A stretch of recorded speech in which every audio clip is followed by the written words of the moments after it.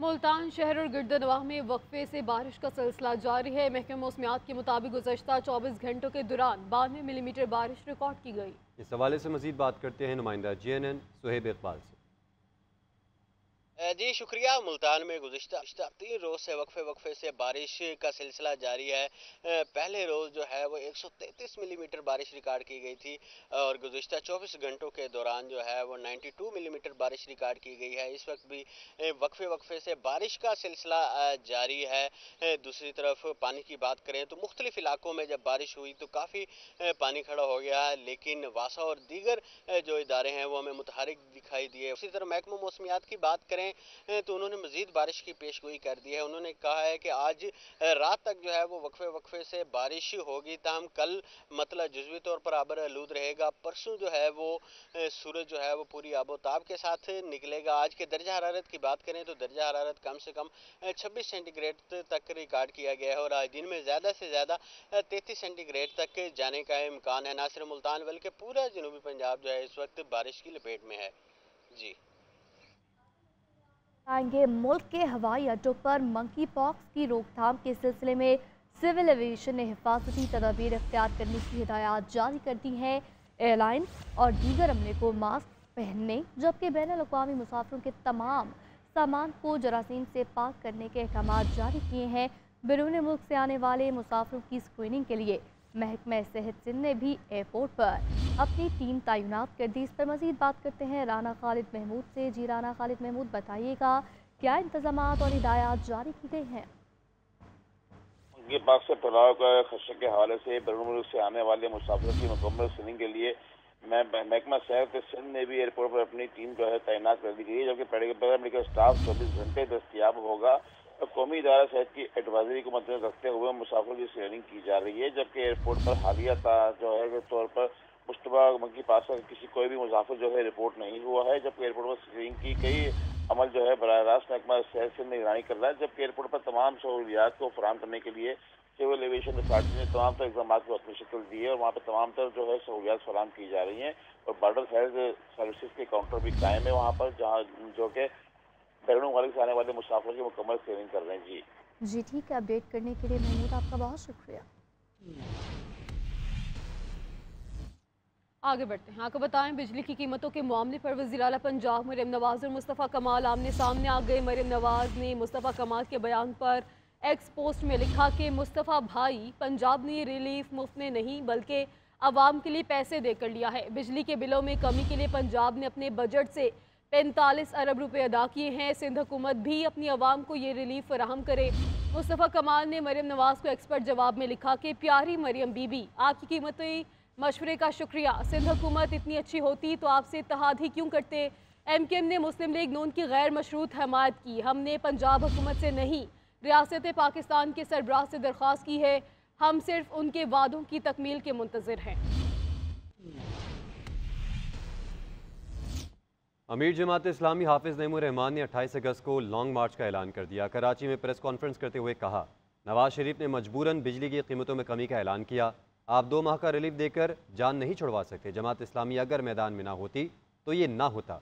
पंजाब में 14 रुपये कम हो सकते हैं तो सिंध में क्यों नहीं। वज़ीर आज़म टैरिफ में बुनियादी तब्दीलियाँ करें। मैं समझता हूं कि बिजली की कीमतों में कमी होनी चाहिए। अभी 2 महीने के लिए कल नवाज शरीफ साहब ने ऐलान किया मरियम बीबी के साथ बैठकर, तो जाहिर है कि ये तो एक प्रेशर है जिसकी वजह से ये मजबूर हुए हैं, वरना कौन पूछ रहा था। अगर जमात इस्लामी मैदान में मौजूद ना होती तो ये हुकूमती पार्टियां हैं सारी की सारी तो खा गई हैं पाकिस्तान को। तो बात यह है कि अगर उन्होंने पंजाब के लिए 2 महीनों का 14-14 रुपए कम किए हैं तो ये 2 महीनों का मसला नहीं है। बुनियादी तौर पर टैरिफ को रिवाइज होना चाहिए। तो भाई, जो इस शहर में जो लोग रहते हैं, जो रेवेन्यू जनरेट कर रहे हैं, जो टैक्स अदा कर रहे हैं, जो पूरी मईशत का पहिया चला रहे हैं, आपके पास उनके लिए कुछ भी नहीं है। जब पंजाब में वो 14-14 रुपए चले सिंबॉलिक सही वो कर सकते हैं, तो सिंध में ये काम क्यों नहीं हो सकता? यहाँ पैसे कम क्यों नहीं हो सकते?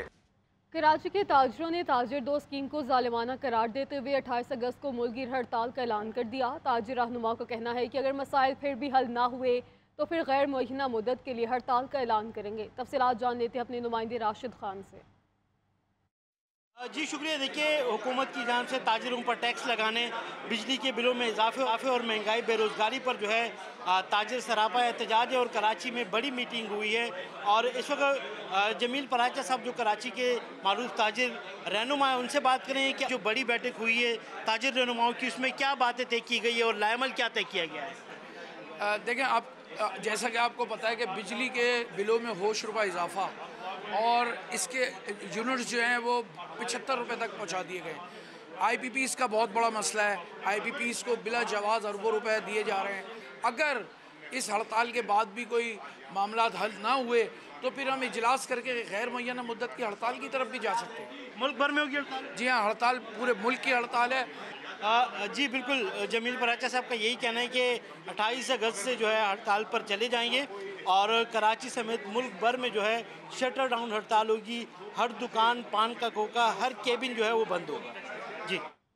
नायब वज़ीर आज़म की ज़ेर सदारत पेट्रोलियम सेक्टर के मसाइल पर कमेटी का इजलास। पेट्रोलियम सेक्टर में सरमायाकारी बढ़ाने के लिए हुकूमती इक़दामात का ऐलान। सर्कुलर कर्जे के मसाइल हल करने के लिए पेट्रोलियम डिवीज़न को हिदायत जारी कर दी गई हैं। ऑफ शोर तलाश के लिए मालियाती निज़ाम में बेहतरी की तजावीज़ पर भी गौर किया गया है। सिक्योरिटी मसाइल के हल के लिए दाखिला डिवीज़न को 1 विंडो सहूलत की तैयारी का हुक्म भी दिया गया है। इस हवाले से मज़ीद बात करेंगे डिप्टी ब्यूरो चीफ इस्लामाबाद एजाज़ अहमद से। एजाज़ बताइएगा।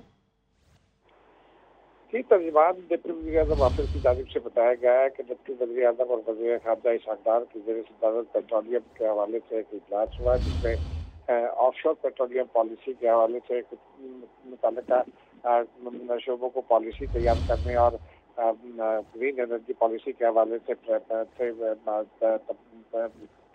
तफसीलात तैयार करने की हिदायत की गई। इसी तरह सिक्योरिटी फ्राहम करने के लिए वज़ारत दाखिला की हिदायत की गई है, जबकि गर्दशी कर्जे के खात्मे के लिए और पेट्रोलियम में इन्वेस्टमेंट के हवाले से जो मुतल्लिका महकमे हैं उनको भी हिदायत जारी की गई है।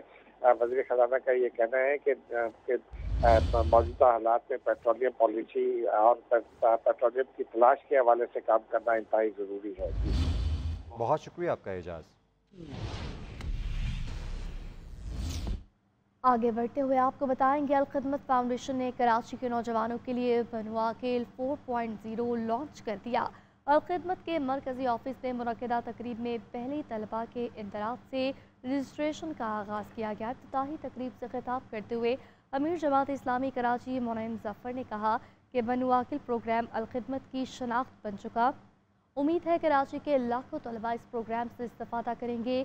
चीफ एग्जीक्यूटिव अलखिदमत कराची नवीद अली बेग का कहना था, अलखिदमत को फ्री IT कोर्सेज के पहले 3 एडिशंस में शानदार कामयाबी मिली।